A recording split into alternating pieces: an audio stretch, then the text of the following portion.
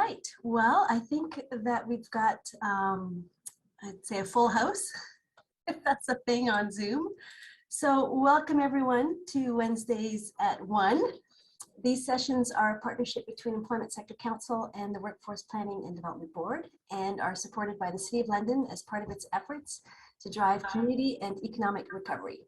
We're holding these sessions to bring all our sector professionals together to share information, tools, ideas, and to stay connected.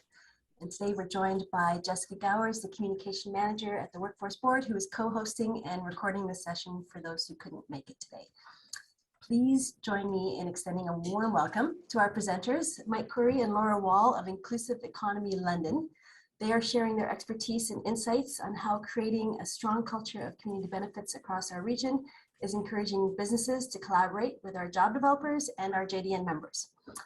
As always, we welcome your comments, questions, and ideas as we go. So please use the chat, and we'll have a hopefully opportunity to have more discussion as we go. So thank you so much, Mike and Laura, and I'll pass it over to you.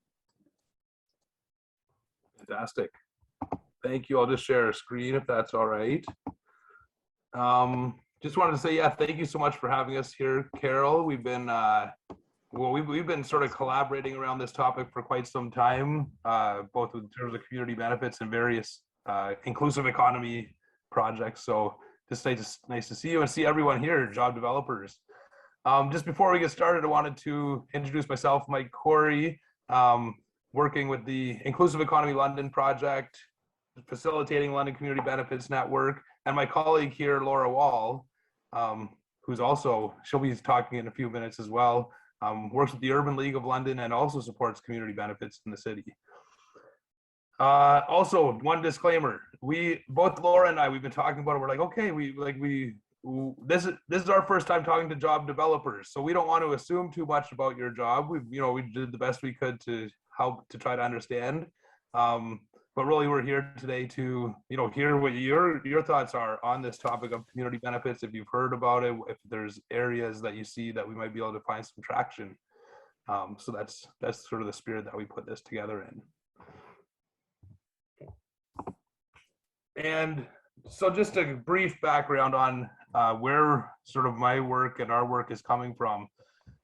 So we work under the umbrella of what's called Inclusive Economy London and Region. This is a project that started about 2.5 years ago when I was working for the London Poverty Research Center, looking at issues of precarious employment, and then coming up with the notion of, well, how do we address these sort of employment and economic challenges that are so systemically involved in our economy? And so moving from like looking at the problems of precarious employment and low wages and all the rest and barriers, we moved forward into a project called Inclusive Economy London and Region. And so this project, as kind of a catch-all, is a network of organizations collaborating to implement economic development practices that systemically strengthen the local economy and address issues of poverty, social exclusion, and sustainability. So really what's all that saying? Is that saying what we're implementing through Inclusive Economy London is a multi-pronged economic development strategy that's supposed to create more opportunities for people experiencing marginalization and barriers to the economy, as well as distribute economic benefits more broadly in the community. And so one of the projects that we've taken up has been to push forward the topic of community benefit agreements in the city. And that's what today's talk is about. And we'll get into the details of what all that is. Just so you're aware, so that's so our one area, we have sort of 4 action areas. One is around community benefits, that's today's topic. We also work on other areas of procurement, working with anchor institutions on how they can also lift up the local economy and create opportunities through their purchasing power, as well as community ownership and social enterprises in the city. And then finally, we are advocating and trying to hold together the living wage network in the city. So that's sort of the bigger picture where we're coming from. Today we're zooming in community benefits. So just briefly, what are we going to talk about? Well, first we'll introduce the London Community Benefits Network and talk about, really try to get at least some clarity on what are we talking about when dealing with community benefit agreements. and the whole world that exists there. Then we'll talk more specifically on some community benefit agreements in London right now, as well as social procurement strategies that are happening that we believe really do create the opportunities for job developers to connect with industry and hopefully create good employment pipelines into industries that are related to construction and trades, and all the sub work that happens around those topics. Then we'll talk about how can job developers engage employers on this topic, and really about 20 minutes hopefully worth of discussion and like your feedback and thoughts on how this might be meaningful in your work or questions that you might have. So before we go into it, before I pass it over to Laura to talk about the Community Benefits Network, we're hoping to launch a little poll just to get a baseline, like how do folks, where are folks at in terms of thinking about community benefits? Have you heard about them? And I will ask our colleague to launch this poll if you could take a minute and just fill that in. We'll put the results back for you just to see where we're at as a group.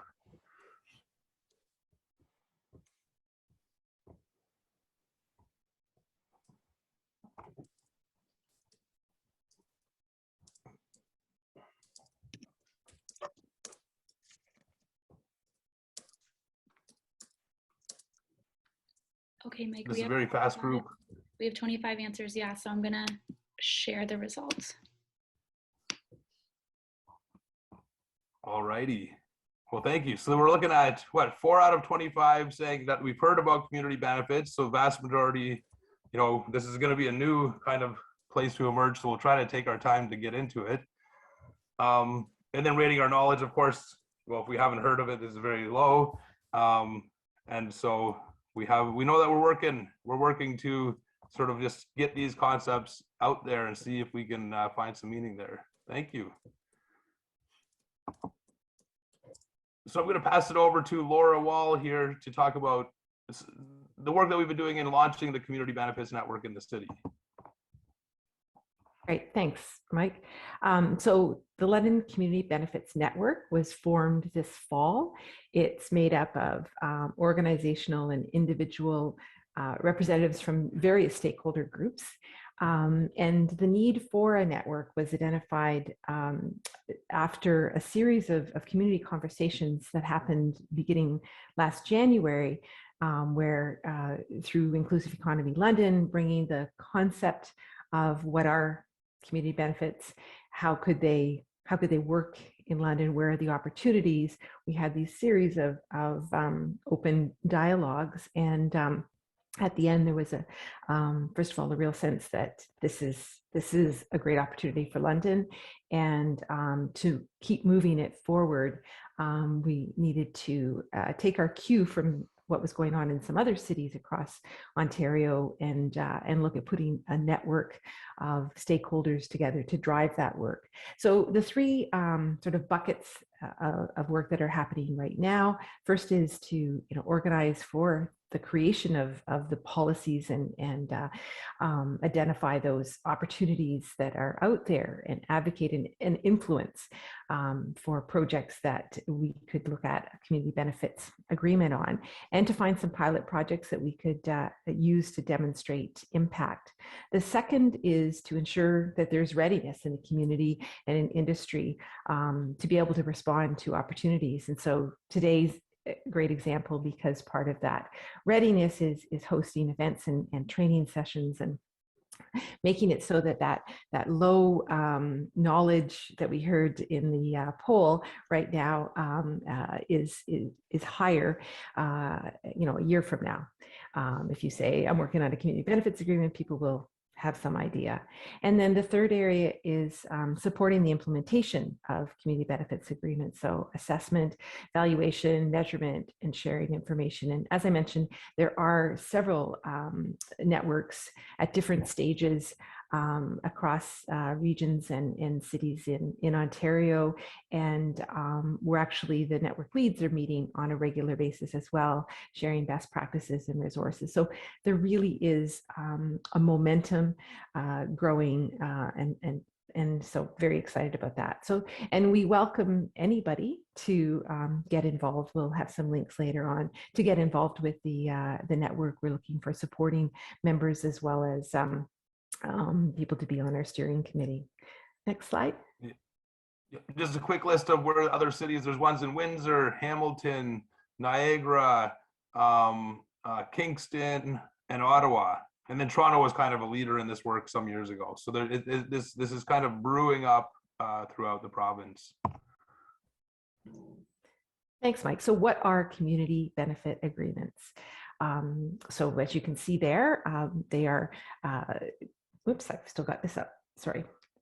There are agreements for infrastructure and building projects that embed with them increased social, economic, and environmental impact.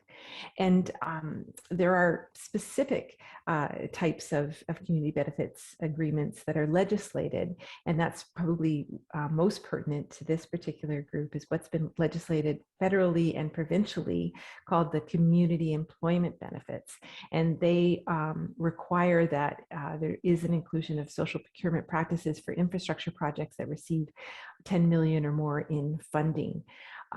So just to clarify, community benefits agreements, they don't have to be huge, major infrastructure projects. They can be smaller community, but the community employment benefits baseline is $10 million.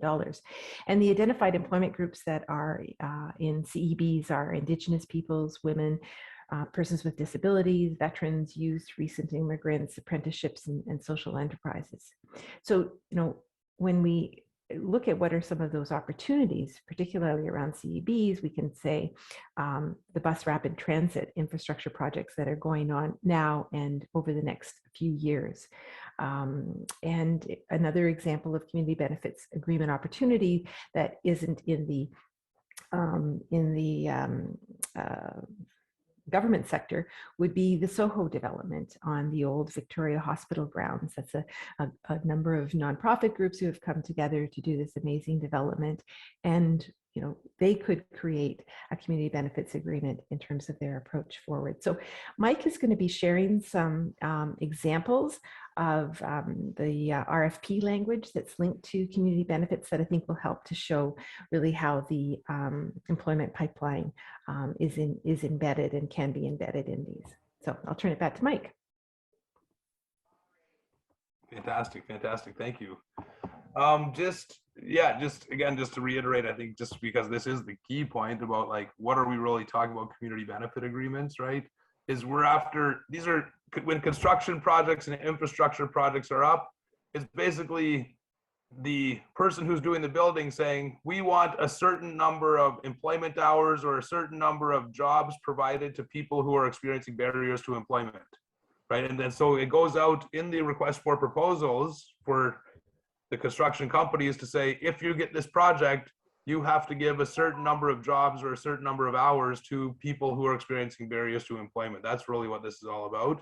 And so then from there, it's about, well, how do we build out, how do we identify, influence, create more projects in the city that have this logic embedded in their way of doing business, right? So one of the ways we talk about it is really this is about using, whether it's public or private dollars, but using sort of infrastructure and construction dollars to incentivize employers to have better employment programs. And in community benefits, it also goes out into environmental programs as well as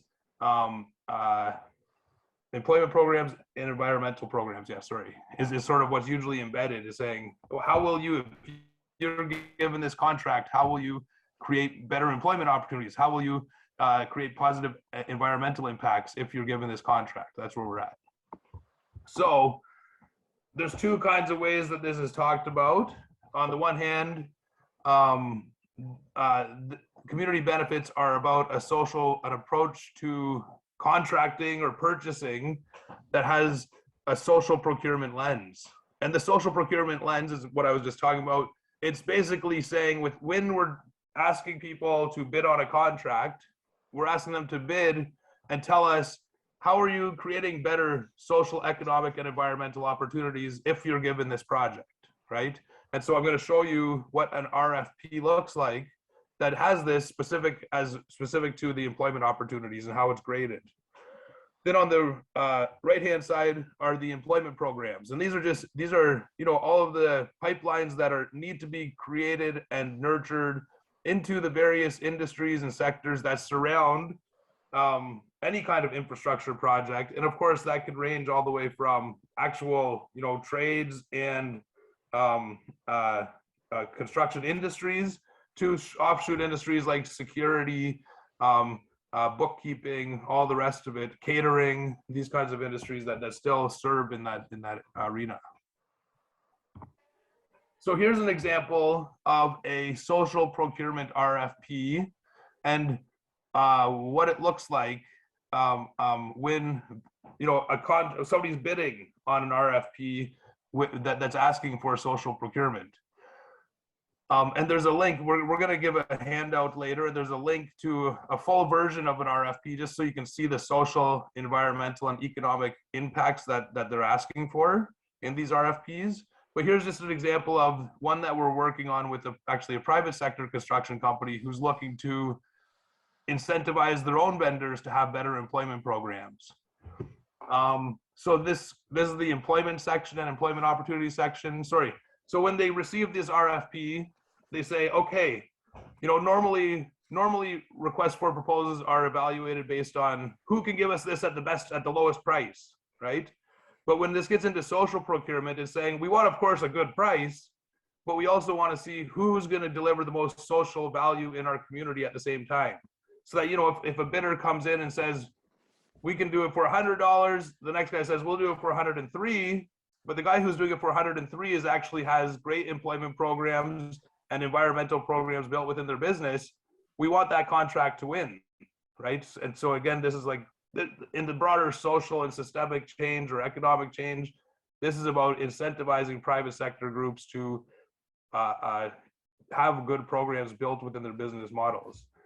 So this specifically, so these are the types of questions that are given around employment programs to vendors. One, you know, in the last 3 years, have you implemented any programs or initiatives to ensure greater economic opportunity and integration for marginalized groups, including Indigenous peoples, youth, women, recent immigrants, people with disabilities, and people with experiences of homelessness in our community? Right? They check off yes or no. Hopefully they check off yes, we have these programs. Two, if yes, please provide details of any of your programs, right? And this is where we see job developers. If there's a company who's looking to be able to be competitive on social procurement contracts, then hopefully, you know, job developers can talk with those employers about how if you work closely together over time, those companies can then write, you know, this can go into their applications for RFPs and tenders, saying these are the programs that we have and this is how we do it. And this is where I think the job developers role comes in to help the employers and businesses understand that this is to their benefit, especially if you're hoping to bid on RFPs in the public sector. Another kind of question was, you know, do you currently have an apprenticeship or co-op or work experience program? If so, you know, please provide details. This is just, and so they get points. Basically, when the people who are doing the purchasing look at this, they award points if the business has these programs, and that puts them higher up in the ranking in order to receive contracts. So that's the social procurement and RFP language. And just remember, this is one part of it. You know, there's the environmental and social programs, or wages and social programs that go along with this as well. So that's from the RFP social procurement picture. Now going over to the community employment benefits aspect. With the community employment benefits, so this is really the federal government saying to municipalities, if you're going to have large infrastructure projects, we want you to ensure that there's good employment opportunities for people with barriers to employment. And so in London, the Bus Rapid Transit Project was the first community employment benefit project. They set the target at 5% of employment hours to be distributed to identified populations. Those are the ones that Laura discussed earlier. and this was, and also in the, so the City of London, and this is like a first time for the city to do this, and they're supposed to continue doing this on large capital projects going forward. And so they attached an appendix to this RFP, and you can read the RFP right here, and it has a lot of references to job developers and saying, we want you to work with job developers in order to fill these job vacancies. So I'll just talk a few key sort of quotes from that report, from that appendix and report. One, that contractors are encouraged to work with the community employment organizations in their areas to access no-fee professional and high-quality assistance with recruiting, hiring, and training. Right, so you have the municipality doing large-scale projects saying, we want you to work with job developers to fulfill these community benefits. Oh, I don't have my notes here. I can't see them. There was a couple of I just wanted to get these other quotes because they just sort of show you that this is an area of work in the city that's going to be, it started and is going to be growing. So we were hoping that you could be ahead of the curve in knowing where this is going. Just a couple other quotes from the report that are important. The community employment benefit works to create employment pathways for those that often face barriers to employment. The CEB program will benefit more and more community members as the rapid transit program continues to roll out. So as new phases of the rapid transit come, again, that's where job developers hopefully will be positioned to create those and nurture those pipelines.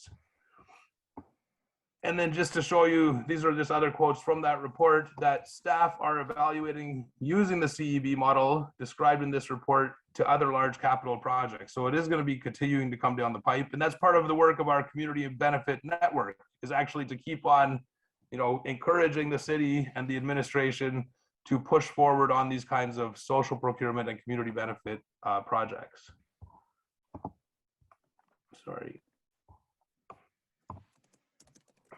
So that's basically the world, like just in a nutshell, of like where opportunities are for employment pipelines, and particularly essentially targeting dollars for to help facilitate the connection between our employment sector in the city and actual large-scale infrastructure projects.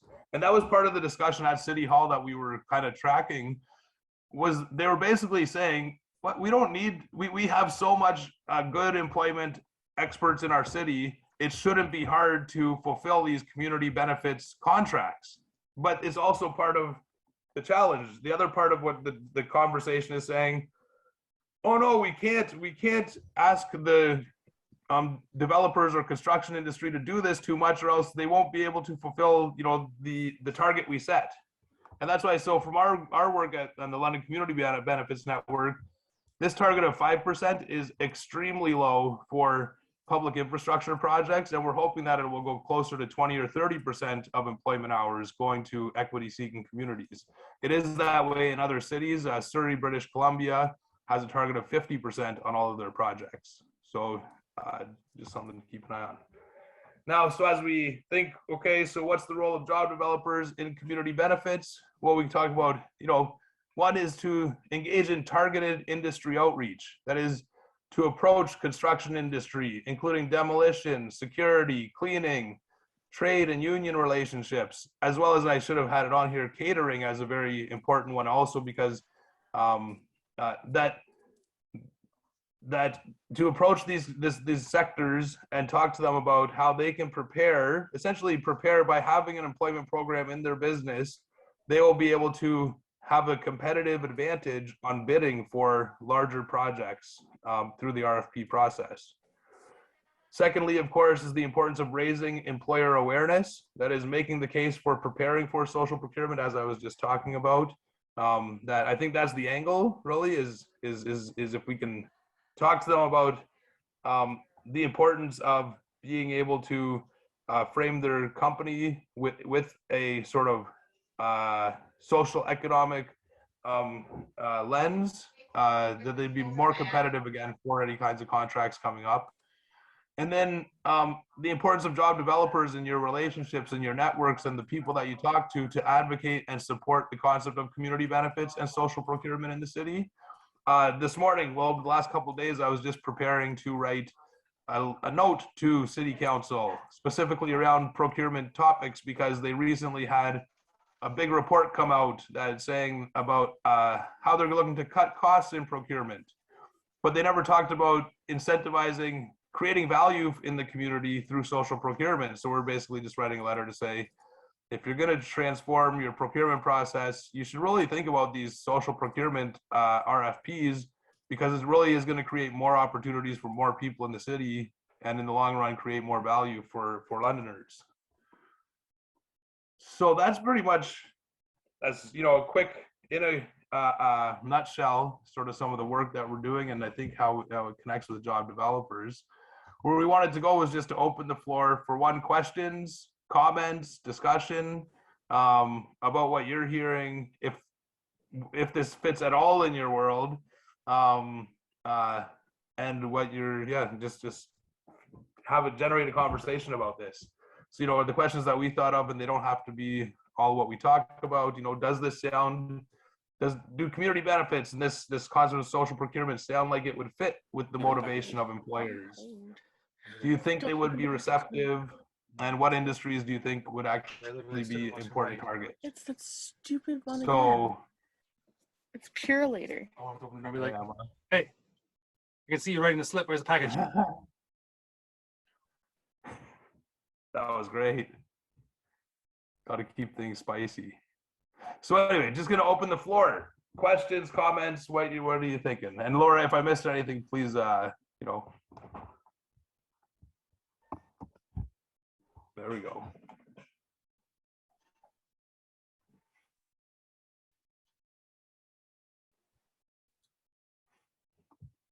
It's Catherine from Leeds Employment Services. So I advocate for people with barriers and disabilities. And, you know, we're always advocating to the employer about how we're not asking for charity. We're asking to open the doors to hire people that are not normally looked at for jobs. Over the pandemic, when nobody was wanting to go out, we had enormous amounts of people going out and taking the jobs that nobody else would take during that time, which was amazing. But I think, you know, with these big companies now, whether that's Alice Dawn, I don't know who's building over there at the old Vic site, but like, I think like we can always approach them and tell them about our part and say, do you know about this community benefit program? But I think it has to come out in the media, you know, through the free press, the media, saying that this is a plan. And, you know, it's the bottom line that these big construction companies, yes, they may have a heart too. I don't want to say they don't, but like, they have to see how that's going to benefit them in their bottom line. You know, like when we're out promoting, we're saying, you know, the person shows up for work more, they're more reliable, they really want to work, all those great things, which we know is just a challenge right now, because you can have 10 people scheduled for an interview and lucky to have 2 people show up for the interviews these days. So I don't know if something can be done that way in promotion wise. Well, you know, just I because we like don't that see angle. those RFPs. No, for sure. And I like that angle. You know, so as Laura was saying, we launched, like we've been working in this area about 2 years, and I know it's kind of a quiet work, isn't it? So I wish you already saw it in the media. But when we launched our first community benefits network meeting in October this year, that was like the official group. Which, you know, we have Steph Schrum representing the ESC on there, and a couple other employment groups present. You know what, that came out as the #1 theme of what we want to accomplish in that first year too, was this issue of we need people to just understand when they hear, like, so when job developers go, like you're saying, when job developers go to a business that, you know, it's not the first time they're hearing about it, it's maybe the second or third or fourth, right? So note taken, and thank you. Yeah. Certainly, specifically on that note, in the past month, I probably talked to 2 employers who are desperate for employees. And when explaining what we do at Pathways, by the way, I'm from Pathways, both of them have specifically said, why have I never heard of this before? Why have I never taken it? Like, it's not like this is a new model or a new agency, but they had never heard of what we did, the benefits that we offer. And it's like, once they know, they're very eager to take part, but yeah, it's a blank slate. Fascinating. So even from the job developers angle, like regardless CBAs or anything, there's a lack of knowledge in industry to even know that these the programs you're offering are already there and ready. Yeah. And so, oh yeah, I wanted just to highlight, Kevin, just and for everyone, take a look, if you get a chance, take a look at that CEB appendix, because any company who is who is bidding on any City of London construction jobs with the community benefits, thanks to Carol, there's a full list of employment organizations with their specialties that they're going to be reading over. So at least that's a start, right? It's a start by we've been able to get that into every company should be seeing that who's bidding on those projects. Hey, Michael, it's Lisa I'm in Oxford County. How does it work though? Like you partner, the employer partners with a local agency. Is that agency maintaining a list of names? And then who's holding the employer accountable for hitting that 5% target? Who's above the employer? Excellent question. Excellent question. Okay, so who holds the list of names? So yeah, I would hope that these are, so the list of names, I think it is up to the employer. Like if they're going to apply for these kinds of RFPs, then really fundamentally the onus is going to be on the employer to go and find those employees. And so hopefully that's where they see the list of employment organizations and they just start calling. Do you have any candidates for this job, right? So, but that could work the other way. If you, as job developers, and I don't, maybe we can do some work as a network to get you guys this information more. Once we see those contracts being taken up and we know what companies they are, perhaps we can start communicating back out to job developers to say, hey, this company has this contract, they need these kinds of employees, right? There's one, okay. And then on the question of accountability, which is a very extremely important question, because these community benefit agreements can sometimes get kind of whitewashed or like watered down, pink washed, whatever it is, right? For sure, 100%. And that's why it's so important that the broader community has their eyes on it and is part of the process, one. But two, specifically with the community employment benefits program, so that's the federal and provincial government saying you have to do this as a municipality. So on the rapid transit project, they have to report to the MOU, Ministry of Transportation, on the outcomes of their community benefits. I had a quote here actually on that same page. It said annual reports to the Ministry of Transportation, that's MTO, right? Yeah. Will include the total value of wages paid to target equity seeking groups or individuals, number of employees hired who identify with one of the target groups, and total number of hours worked by the hired individuals.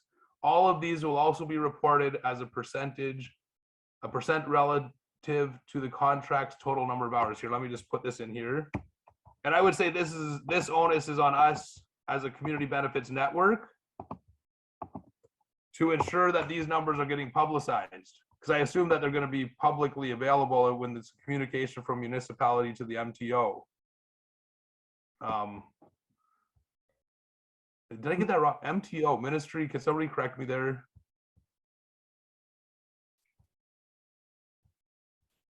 Anyway. Well, Mike, could I just draw your attention? There was a question with regard to unions. I flipped it to you directly. That had come in, and I think it would be good to bring that part in. I'm looking. Sorry. Sorry, I found it again. How does this affect companies who are union? Yes. So the way it works with the union groups, and this, I think that there might be a role there for job developers to go talk specifically to unions, is that the unions, so if the union has the contract, they still need to identify which of the employees they have on site have come specifically through the community employment benefit program. So like this is where, and I don't know, see, this is where this is now past a bit of my knowledge base on how job developers generally work with unions. But if it would be something like working with the union or trade association to develop an employment program within that union, those would be the kinds of relationships that I would see making good headway.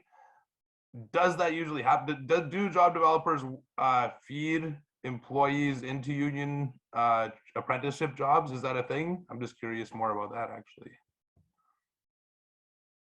I can't speak for apprenticeships, but no, like to get in for jobs and things, no. I've been shut out quite a bit from any union. That's why I brought the question up, is what do we do? Because a lot of the companies for infrastructure are union, and how do we get past that? Yeah. Because the unions don't want to work with you to create those pipelines into their own training programs. Right. They have to use, you know, first of all, the employee has to become a member of the union. They're paying union dues. They have to be accepted into the union. I mean, I don't know the whole process, but I know it's a lot. And they just haven't been open. That's my opinion anyway. If any of the other job developers want to pipe in on that one. I see Steph's hand up there. Yeah, often too, Mike, part of the problem is that we're trying to offer things like incentives or just do other training programs that don't always align with how the unions tend to do their hiring process. So that's why generally, especially if we've got incentives or training dollars or other training programs we're trying to offer, we don't tend to make a lot of headway with unions because it like if you want to put a co-op, for example, it doesn't usually align with how their training process works. So that's kind of part of the background on why we don't get super far in those sorts of environments. No, that's I think that's an important challenge to identify. I think one way to, so I think, and I think it's one thing again for our network, because we do have union groups at the table as well, and that's a topic that we should probably broach more so, and that's maybe for our ESC rep and union to sort of, you know, we'll see how that conversation unrolls. But aside from the union challenge, which I wouldn't want to understate, it's also thinking about the subsectors, subtrades that are around. I think particularly like security and catering comes up in my mind. I know in the Toronto community benefits work, there was a lot of reporting around purchasing food and the catering for a lot of the community participation events and other types of things. And so there is something there for any local catering companies to say, you know, if you go in this direction, you might be better positioned to apply for certain types of RFPs for the food side of things. That comes to mind. And again, we're hoping that we're seeing this get embedded further and further into the city. And then we're also working with the other anchors. We're working with the university, college, and both hospitals, you know, in a similar type of social procurement mandate, where we're looking to also for them to be launching out these kinds of social RFPs. So it is early in the days of social procurement, but it's moving along. Like the city of Ottawa recently took in quite a heavy social procurement mandate. Carol. Hi, so we're talking a lot about these big infrastructure projects. Mike, can you give us an example of maybe a smaller project that a company has taken on independently outside of having to be mandated to do this? So one of our closest partners, or one of our closest industry partners with this work is Michael Clark Construction. And so they do a lot of private developments around the city. And early in our work, it was actually Michael Clark Construction was hired by the London Children's Museum, and the London Children's Museum wanted to ensure that in this next renovation, because they're supposed to be renovating 100 Kellogg's Lane, a $7 to $10 million project, and the Children's Museum wanted to ensure that as the Children's Museum was being built, that it's actually creating social and economic value in the actual building of it itself. So that's an example where one should expect to see this type of social RFP come out, where the hiring in that project doesn't legislatively have to be done through unions, number one, and where it gets all kind of wrapped up in a whole fundraising campaign and a whole variety of things where to be able to show that these projects are, again, creating more equitable economic outcomes in the actual construction of the building itself. Is that the kind of example you're thinking, Carol? Yeah, thank you. And I know that you had asked the question about what other industries might there be opportunities to pursue this? And again, I know we're sort of, it's a starting point, right? So construction is the one that we're focusing on, but has there been, again, sort of interest from other industries, either through sitting at the network table, or perhaps people on the call might have ideas in terms of what industries are seeking to hire that would benefit from this sort of paradigm?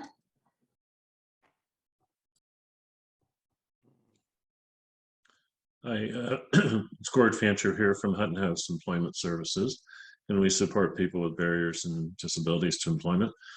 One area, well, a couple things.